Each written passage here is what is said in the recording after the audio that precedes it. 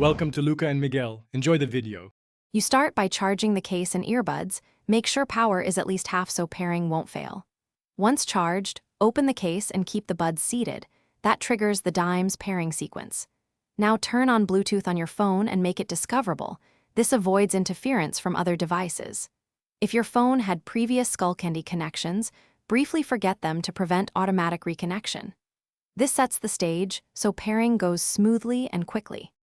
With the case open and earbuds active, check the LED. White or flashing blue means they are in pairing mode. Next, on your device, scan and select Skullcandy Dime, tap to pair. Wait for the audio cue or a steady LED which confirms the link. If prompted for a PIN, use 0000. Most devices won't ask. Once connected, play short audio to verify left/right channel orientation and volume levels. If both play correctly, you're ready to use them for calls and media.